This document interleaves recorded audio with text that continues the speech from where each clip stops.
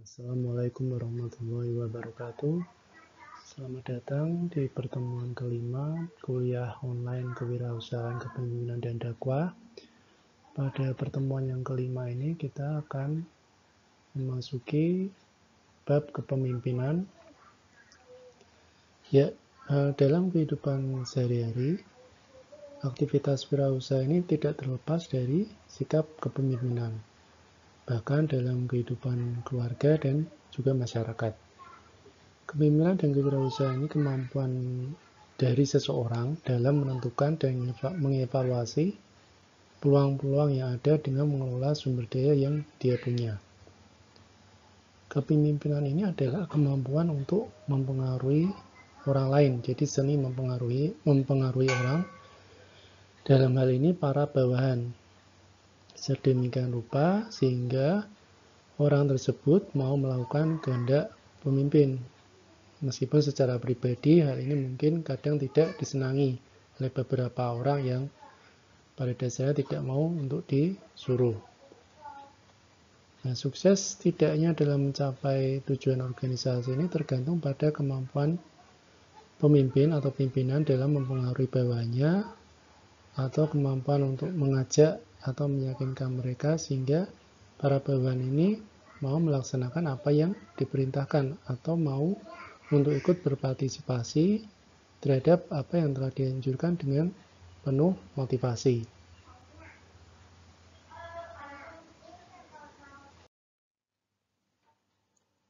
Kita mulai dengan pengertian atau definisi kepemimpinan. Menurut Griffin dan Ebert, kepemimpinan atau leadership adalah proses memotivasi orang lain untuk bekerja dalam rangka mencapai tujuan yang telah ditetapkan. Kemudian, menurut pengertian Lindsay dan Patrick, mereka mengemukakan bahwa kepemimpinan adalah suatu upaya untuk merealisasikan tujuan perusahaan dengan memadukan kebutuhan para individu untuk terus berkembang dengan tujuan organisasi. Nah, perlu diketahui bahwa para individu ini merupakan anggota dari perusahaan. Kemudian menurut Peterson et al. Mengatakan bahwa kepemimpinan ini merupakan suatu kreasi yang berkaitan dengan pemahaman dan penyelesaian atas permasalahan internal dan eksternal organisasi. Nah, dari ketiga definisi tersebut dapat dinyatakan bahwa kepemimpinan ini merupakan suatu upaya dari seorang pemimpin untuk dapat merealisasikan tujuan organisasi melalui orang lain dengan cara memberikan motivasi agar orang lain tersebut mau melaksanakannya. Dan untuk itu diperlukan adanya keseimbangan antara kebutuhan individu para pelaksana dengan tujuan perusahaan. Nah, lingkungan kepemimpinan ini tidak hanya terbatas pada permasalahan internal organisasi, melainkan juga mencakup permasalahan eksternal. Dalam konteks kelompok atau tim bisnis, secara internal seorang ketua tim harus dapat menggerakkan anggota tim sedemikian rupa sehingga tujuan dapat dicapai. Seorang ketua tim harus dapat memahami kelebihan dan kekurangan anggota timnya sehingga dapat menentukan penugasan yang harus diberikan kepada setiap anggota tim. Di lain pihak, secara eksternal seorang ketua tim harus dapat mengaruhi investor agar mau menginvestasikan dananya kepada bisnisnya.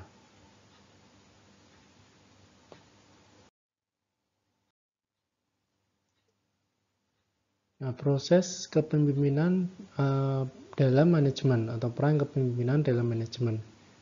Kepemimpinan ini lebih erat kaitannya dengan fungsi penggerakan atau actuating dalam manajemen. Fungsi penggerakan ini mencakup kegiatan memotivasi, kepemimpinan, komunikasi, pelatihan, dan bentuk-bentuk pengaruh pribadi lainnya. Fungsi tersebut juga dianggap sebagai tindakan mengambil inisiatif dan mengarahkan pekerjaan yang perlu dilaksanakan dalam sebuah organisasi. Dengan demikian, actuating ini sangat erat kaitannya dengan fungsi-fungsi manajemen lainnya seperti perencanaan, pengorganisasian, dan pengawasan agar tujuan-tujuan organisasi dapat dicapai seperti yang diinginkan. Nah, dalam perencanaan juga telah ditetapkan arah tindakan yang mengarahkan sumber daya manusia dan sumber daya alam untuk mencapai tujuan. Nah, mengingat di masa mendatang biasanya penuh ketidakpastian, maka seorang manajer atau seorang pemimpin dia harus bisa melakukan langkah-langkah antisipasi untuk menghadapi ketidakpastian tadi. Manajer harus siap menghadapi keadaan darurat dengan mengembangkan rencana-rencana alternatif.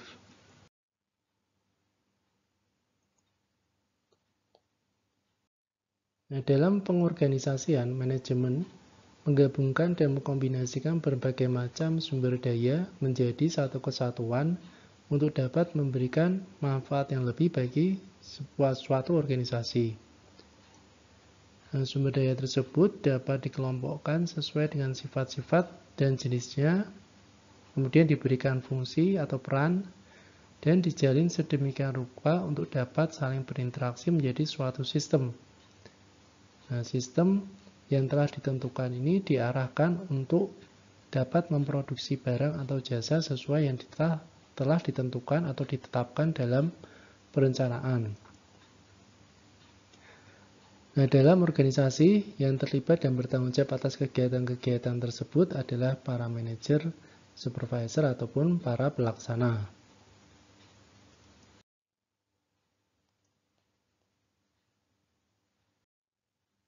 Nah, kepemimpinan ini berperan sangat penting dalam manajemen karena unsur manusia ini merupakan variabel yang sangat penting dalam sebuah organisasi. Nah, seperti yang telah dikemukakan di atas, bahwa yang terlibat dan bertanggung jawab atas kegiatan-kegiatan organisasi tersebut antara lain para manajer, supervisor, ataupun para pelaksana. Jadi mereka bertugas menjadi pemimpin.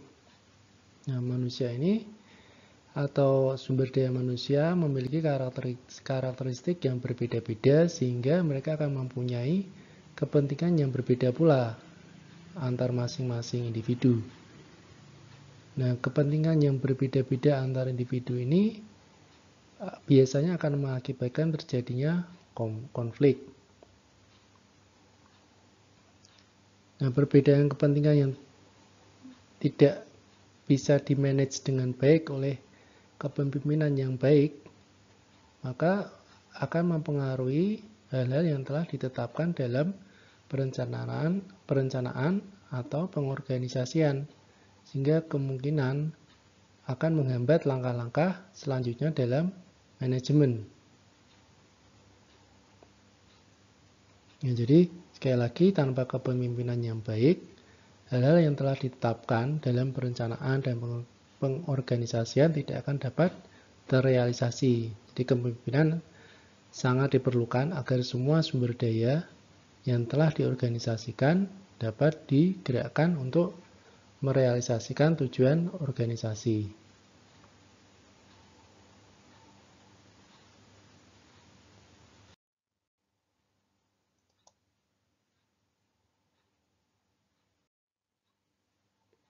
Nah, di sini kita akan melanjutkan dengan pentingnya kepemimpinan kualitas atau quality leadership. Nah, quality leadership ini harus dimiliki oleh manajemen tingkat puncak. Mereka sebagai manajemen tingkat puncak harus berkokoh berinisiatif untuk mengedepankan pentingnya quality leadership.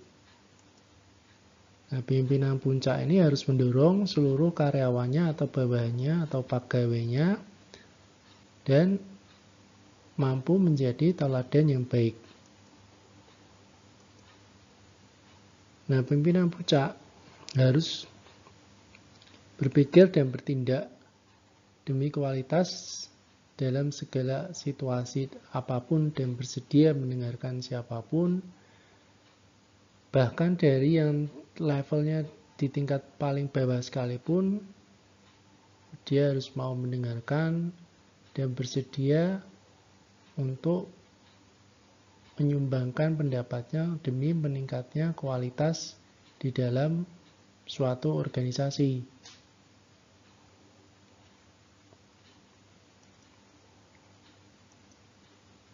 Nah, kualitas ini artinya adalah melakukan sesuatu yang benar, secara benar, dari awal, sejak awal, ya, doing the right thing, right the first time.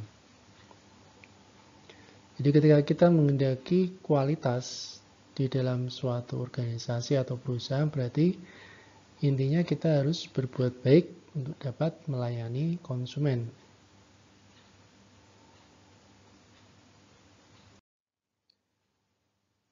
Ya, dalam kepemimpinan ini kita harus memperhatikan pertanyaan-pertanyaan dasar apa yang penting dalam memimpin anak buah. Yang pertama ini, apakah seluruh kekuatan yang ada pada saya telah saya arahkan untuk mendorong, memberikan insentif, dan membebaskan dari kelemahan dan kesalahan. Jadi intinya nomor satu ini, apakah kita benar-benar telah menggunakan kekuatan yang ada pada diri kita, segala kelebihan yang ada pada diri kita untuk mendorong atau memberikan motivasi atau mengkoreksi segala kelemahan-kelemahan atau kesalahan. Kemudian yang kedua, apakah setiap perbuatan saya telah membuat bawahan saya mau mengikutinya. Jadi bagaimana kita mempengaruhi atau melakukan persuasi terhadap bawahan, bagaimana caranya mereka mau mengikuti kita. Kemudian apakah saya secara konsisten dapat menjadi teladan, baik dalam karakter, berpakaian, maupun sopan santun. Nah, dari tiga hal tersebut dapat diketahui bahwa seorang pemimpin harus selalu berorientasi pada keberhasilan kepemimpinan. Nah, seluruh kekuatannya difokuskan pada upaya memotivasi bawahannya agar mau melaksanakan kegiatan-kegiatan untuk mencapai tujuan organisasi yang telah ditetapkan. Dan bagaimana caranya supaya pemimpin tersebut bisa menjadi teladan bagi bawahannya. Dengan demikian, pemimpin yang baik selalu memberikan pelayanan terbaik kepada bawahannya, bukan sebaliknya, meminta dilayani oleh para bawahan. Seorang pemimpin juga harus siap rela mengorbankan kepentingan pribadinya untuk kemajuan para bawahannya, yang sebenarnya juga maksudnya untuk keberhasilan organisasinya. Jadi seringkali kita terpaksa mengorbankan kepentingan-kepentingan pribadi kita demi membimbing para bawahan supaya mereka dapat lebih maju atau berusaha memotivasi para bawahan-bawahan agar mereka dapat melakukan pekerjaannya dengan baik. Seringkali waktu yang kita sisihkan untuk membimbing mereka itu membuat kita kehilangan waktu untuk keluarga.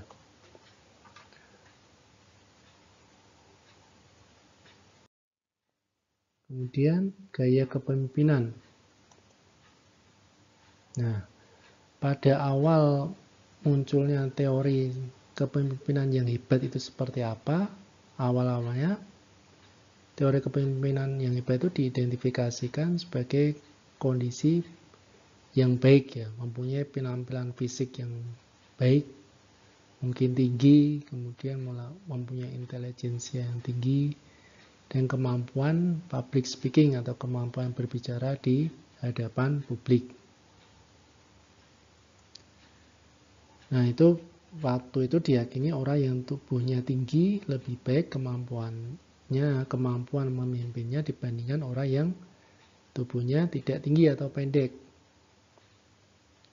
Nah, namun belakangan ini telah terjadi pergeseran. Jadi cara pandangnya sudah tidak lagi memandang fisik, melainkan pada gaya kepemimpinan.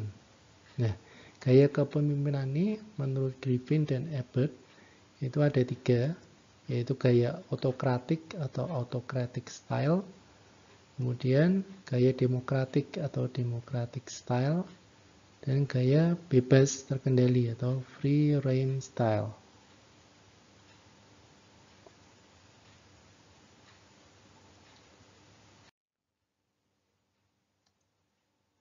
Nah, pemimpin dengan gaya autokratik pada umumnya ini memberikan perintah-perintah dan meminta bawahannya untuk mematuhinya ya.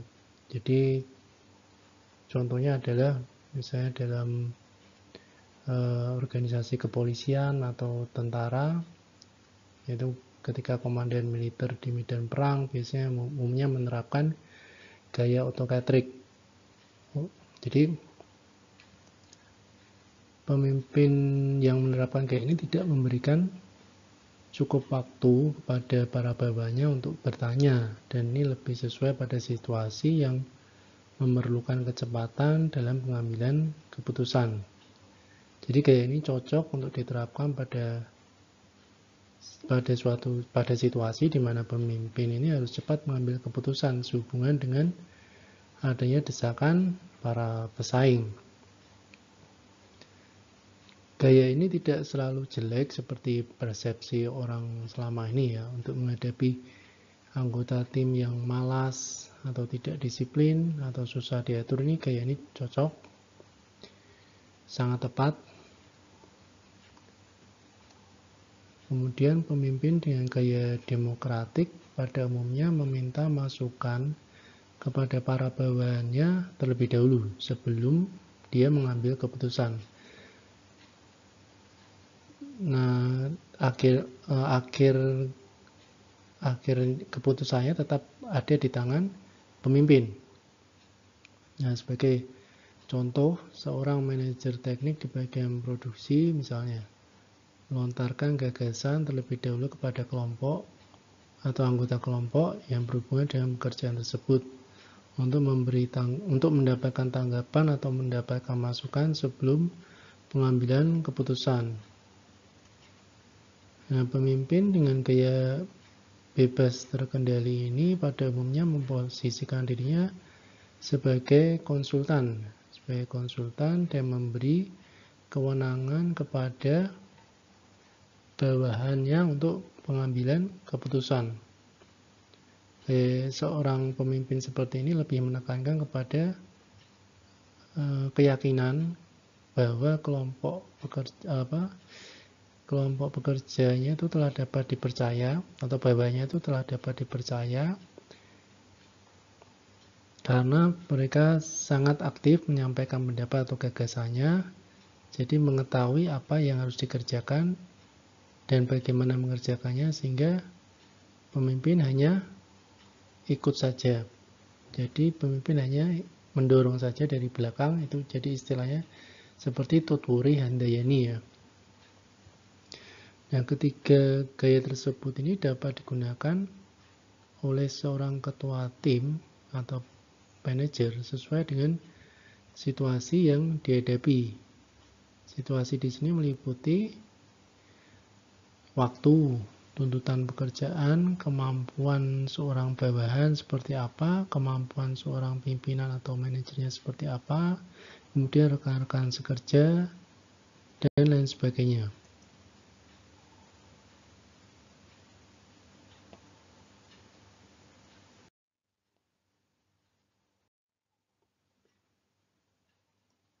Nah, selain ketiga gaya kepemimpinan tersebut, ada gaya kepemimpinan lain, 4 gaya kepemimpinan yang lazim disebut dengan kepemimpinan situasional atau situational leadership.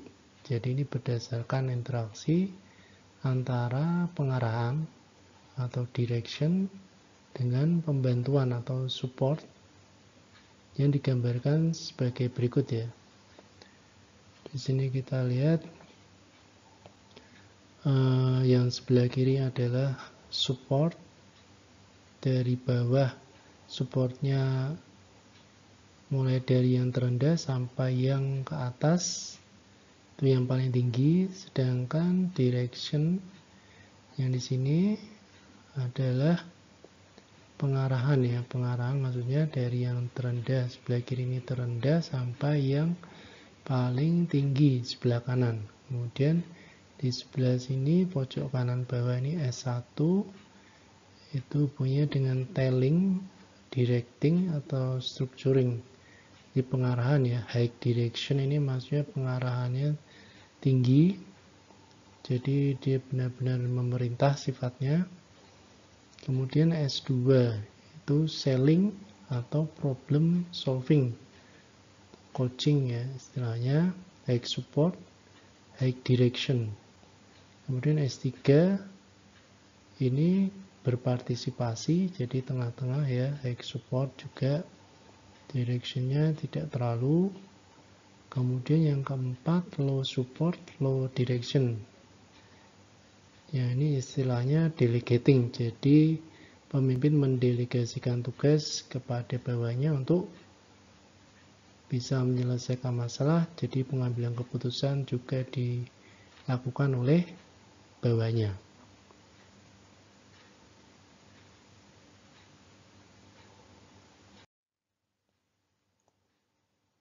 Ya, dari yang pertama ya, selling, saya akan coba jabarkan lebih luas lagi. Jadi di sini selling, maksud saya telling, S1 telling, directing atau structuring ya. Jadi seorang pemimpin yang senang mengambil keputusan sendiri dengan langsung memberikan instruksi yang jelas dan melakukan pengawasan secara ketat terhadap bawahnya yang telah diinstruksikan dan memberikan penilaian terhadap hal-hal yang telah dikerjakan oleh bawahnya. Nah, kekuatan dari gaya kepemimpinan ini adalah kejelasan tentang apa yang diinginkan oleh pemimpin, kemudian kapan keinginan itu harus dilaksanakan, dan bagaimana caranya supaya bisa terlaksana. Kemudian kelemahan dari gaya kepemimpinan ini adalah gaya yang terlalu mendominasi semua persoalan, jadi intinya dia tidak mau ada campur tangan dari bawahnya dalam pengambilan keputusan. Jadi sangat tergantung kepada pemimpin. Jadi ketika pemimpin mengalami kesulitan dalam mengambil keputusan, para bawahnya juga tidak bisa membantu banyak. Jadi semua persoalan akan bermuara kepada sang pemimpin, sehingga unsur ketergantungannya terlalu tinggi. Nah, kita disarankan menggunakan gaya kepemimpinan ini, S1 ini, apabila orang baru yang mempunyai pengalaman terbatas untuk mengerjakan apa yang diminta. Kemudian orang yang tidak memiliki motivasi dan kemauan untuk mengerjakan apa yang diharapkan. Kemudian orang yang merasa tidak yakin dan kurang percaya diri. Dan yang terakhir, orang yang bekerja di bawah standar yang telah ditentukan. Jadi ketika pemimpin menemui bawahan orang-orang yang termasuk dalam kriteria seperti ini, maka dia akan tepat apabila menggunakan gaya kepemimpinan S1 ini. Kemudian yang berikutnya yaitu gaya kepemimpinan S2, yaitu selling atau coaching ya. Jadi seorang pemimpin yang mau melibatkan bawahnya dalam pengambilan keputusan. Nah, pemimpin bersedia membagi persoalan dengan bawahnya dan sebaliknya ya. Persoalan dari bawahan juga akan didengarkan oleh pemimpin, apa yang harusnya dikerjakan dan lain sebagainya. Nah, kekuatan gaya kepemimpinan ini adalah adanya keterlibatan bawahan dalam memecahkan suatu masalah sehingga mengurangi unsur ketergantungan kepada pemimpin. Keputusan yang dibuat ini akan lebih mewakili tim karena keputusan yang dibuat secara bersama-sama daripada mewakili pribadi. Nah, kelemahan gaya ini tidak tercapainya efisiensi ya dalam proses pengambilan keputusan, karena jelas proses pengambilan keputusannya agak lama, memakan waktu karena melibatkan tidak hanya pemimpin tapi juga beberapa anak buah atau bawahan. Jadi waktu yang cukup lama untuk melakukan brainstorming, diskusi, jadi waktu terbuang banyak sehingga tidak efisien dalam hal waktu. Ya, gunakanlah gaya kepemimpinan ini S2 ini apabila menemui situasi dan kondisi di bawah ini ya. Jadi orang yang respect terhadap kemampuan dan posisi pemimpin. Kemudian orang yang mau berbagi tanggung jawab dan dekat dengan pemimpin. Kemudian orang yang belum dapat melaksanakan pekerjaannya sesuai dengan standar yang telah ditetapkan. Kemudian orang yang mempunyai motivasi untuk meminta pelatihan atau training agar dapat bekerja lebih baik.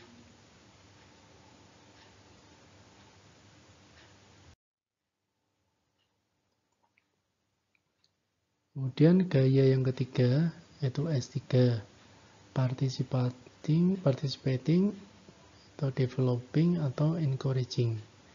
Nah, salah satu ciri dari gaya kepemimpinan ini adalah adanya kesediaan dari pemimpin untuk memberikan kesempatan bawahan agar dapat berkembang dan bertanggung jawab serta memberikan dukungan sepenuhnya mengenai apa yang mereka perlukan. Kekuatan gaya kepemimpinan ini adalah kemampuan yang tinggi dari seorang pemimpin untuk menciptakan suasana yang menyenangkan sehingga bawahan akan merasa nyaman sehingga mereka dapat berpartisipasi lebih aktif. Karena apabila seseorang merasakan kenyamanan dalam bekerja, mereka akan merasa nyaman dalam menyampaikan pendapat. Jadi ini akan memberikan kesempatan pada mereka untuk dapat lebih berkembang. Kemudian kelemahan gaya kepemimpinannya adalah diperlukannya waktu yang lebih banyak lagi dalam proses pengambilan keputusan. Jadi pemimpin harus selalu sedia menyediakan waktu yang banyak untuk berdiskusi dengan bawahan. Nah, gunakanlah teknik ini, gaya ini apabila menemui kondisi berikut: orang yang dapat bekerja di atas rata-rata kemampuan sebagian besar bekerja. Kemudian orang yang mempunyai motivasi yang kuat sekalipun pengalaman dan kemampuannya masih harus ditingkatkan. Kemudian orang yang mempunyai keahlian dan pengalaman kerja yang sesuai dengan tugas yang akan diberikan. Nah, kemudian gaya yang keempat yaitu delegating ya. Itu dalam gaya ini pemimpin memberikan banyak tanggung jawab kepada bawahan dan memberi kesempatan kepada mereka untuk memecahkan masalah. Kekuatan gaya ini adalah terciptanya sikap memiliki dari bawahan atas semua tugas yang diberikan. Sehingga pemimpin akan merasa lebih santai, sehingga punya waktu yang cukup untuk memikirkan hal-hal lain yang memerlukan perhatian yang lebih banyak. Kemudian kelemahan gaya ini adalah saat bawahan memerlukan keterlibatan pemimpin, ada kecenderungan dari pemimpin akan mengembalikan persoalan kepada bawahannya. Meskipun sebenarnya itu adalah tugas pimpinan. Jadi karena sudah terbiasa dari seorang pemimpin mendelegasikan pengambilan keputusan kepada bawahannya, maka ketika bawahannya sendiri mengalami kesulitan dan meminta pendapat atau meminta dukungan dari atasannya untuk pengambilan keputusan, biasanya sang manajer atau sang atasan ini malah mengembalikan kembali kepada bawahnya karena dia sudah terlalu lama mendelegasikan kepada bawahnya sehingga dia sudah tidak terlatih lagi untuk bisa melakukan pengambilan keputusan dengan tepat. Gunakanlah teknik ini jika orang yang punya motivasi, rasa percaya diri yang tinggi dalam mengerjakan tugas. Orang yang mempunyai pengalaman dan keahlian memadai untuk mengerjakan tugas yang sudah jelas dan rutin dilaksanakan. Kemudian orang yang berani menerima tanggung jawab untuk menyelesaikan suatu tugas.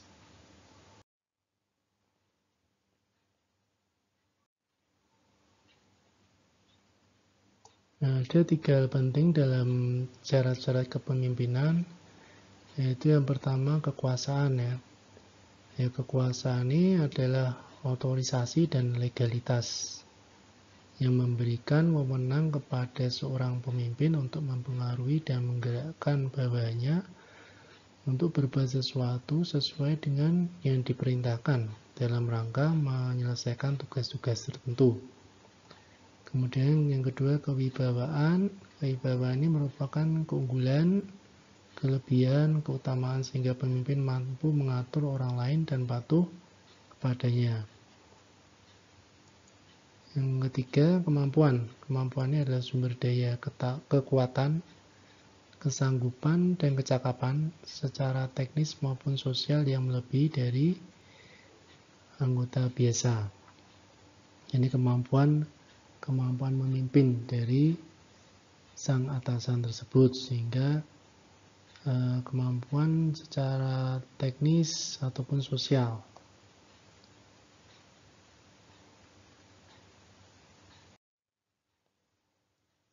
Nah, kemudian pemimpin sendiri ini ada yang namanya pemimpin formal dan pemimpin informal. Nah, kalau pemimpin formal sendiri adalah orang yang dalam sebuah organisasi ditunjuk berdasarkan keputusan dan pengangkatan yang resmi ya untuk memangku sebuah jabatan dalam struktur organisasi dengan segala hak dan kewajibannya untuk mencapai tujuan yang telah ditetapkan. Jadi pemimpin formalnya ada legalitasnya, ada surat keputusannya, sehingga ciri-cirinya berstatus sebagai pemimpin formal yang ditunjuk oleh yang berwenang. Kemudian memperoleh dukungan dari organisasi formal dan mempunyai atasan, harus memenuhi persyaratan formal, jadi ada persyaratan resminya ketika seseorang hendak diangkat menjadi pemimpin formal. Persyaratannya juga sudah ditetapkan oleh perusahaan menurut aturan-aturan yang berlaku. Kemudian mendapatkan kenaikan pangkat, kemudian dapat dimutasikan, memperoleh imbalan atas balas jasa baik material maupun imaterial. Kemudian bila melakukan kesalahan akan mendapatkan sanksi atau hukuman. Nah, selama menjadi pemimpin berhak mengatur sepenuhnya organisasi yang dipimpinnya.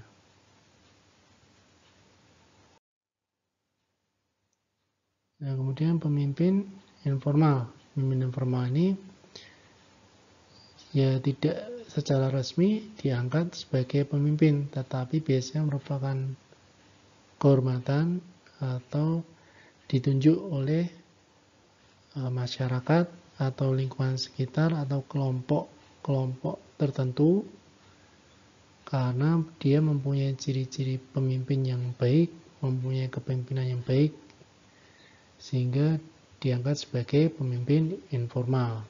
Dan ciri-cirinya, jadi kelompok atau masyarakat tertentu mengakui dirinya sebagai pemimpin. Kemudian tidak ada pengangkatan resmi sebagai pemimpin, tidak dapat dimutasi, tidak mempunyai atasan, dan jika melawan kesalahan tidak dikenai hukuman, hanya mungkin kurang kepercayaan masyarakat terhadap dirinya. Kemudian tidak mendapat balas jasa. Apa perbedaan kepala dan pemimpin? Nah, biasanya di sini sering terjadi bias pengertian ya antara kepala dan pemimpin. Nah, pada dasarnya istilah kepala dan pemimpin ini tidaklah sama. Kepala ini adalah seorang yang diangkat menurut peraturan tertentu oleh atasan atau instansi yang berwenang untuk mengepalai suatu kantor jabatan ya, kantor jabatan dan bertanggung jawab atas segala tugas yang dibebankan kepadanya. Nah, kemudian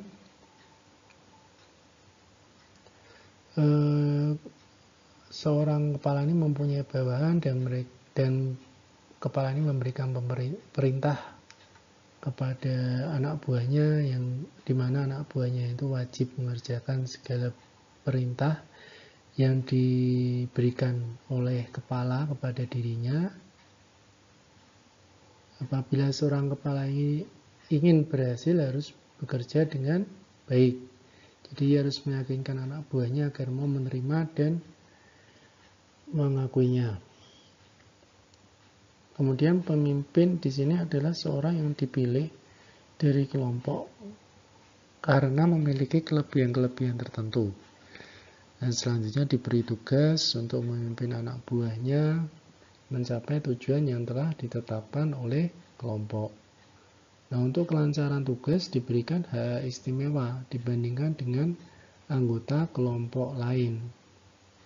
Nah, pemimpin dapat diterima bawahan karena dipilih di antara mereka. Nah, kepala dan pemimpin ini ada persamaan dan perbedaan. Persamaannya sama-sama membawai anak buah. Kemudian sama-sama diberi tugas pekerjaan dan mempertanggungjawabkannya.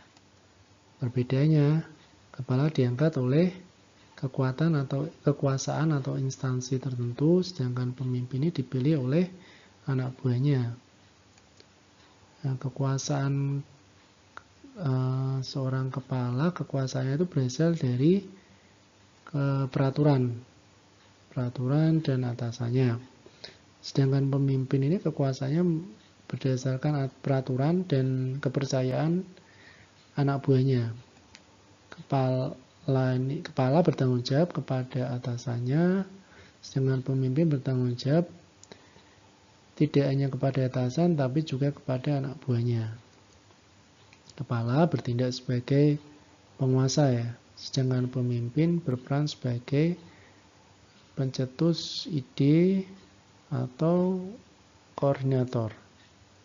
Kepala ini bukan bagian dari anak buah, sedangkan pemimpin ini bagian dari anak buah.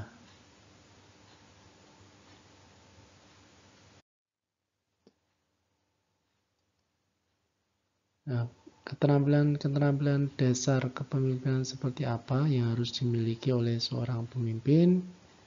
Nah, ini ada beberapa, ada 5 ya. Jadi keterampilan dasar kepemimpinan menurut Griffin dan Albert, ada keterampilan teknis atau technical skill, kemudian human relationship skills, kemudian keterampilan konseptual, kemudian keterampilan pengambilan keputusan, dan manajemen waktu atau time management.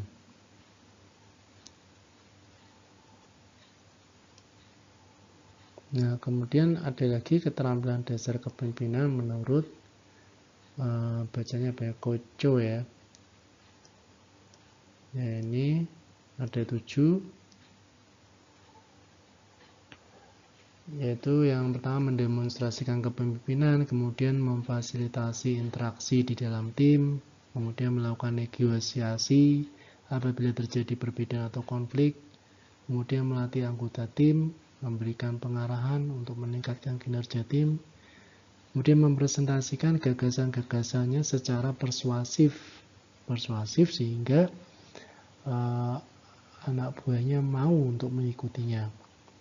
Kemudian membina hubungan dengan berbagai tingkat manajemen.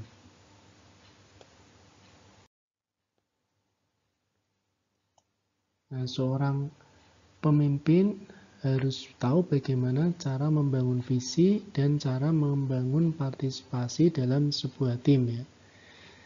Jadi kita tahu bahwa visi tim ini harus jelas dan bisa diterima bersama. Jadi dalam pembuatannya ini, pembuatan visi tim ada baiknya memang harus benar-benar dibuat secara bersama-sama. Jadi jika para anggota tim tidak bisa berbagi visi dengan baik atau tidak bisa melakukan diskusi dengan baik, maka tidak akan dapat membuahkan hasil yang diinginkan. Nah, disinilah peran dari pemimpin, di mana dia harus tahu bagaimana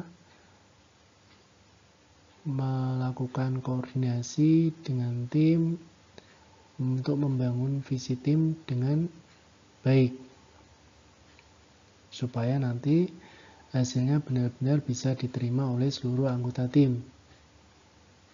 Jadi visi tim ini memang selayaknya merupakan perwakilan atau perpanjangan visi organisasi, karena organisasinya pada dasarnya tim yang besar, di dalamnya terdiri dari banyak tim.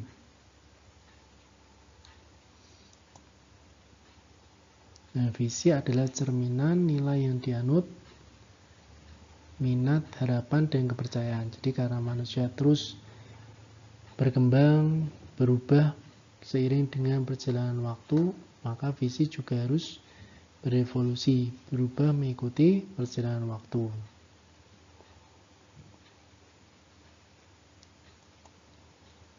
Nah, kemudian membangun partisipasi tim.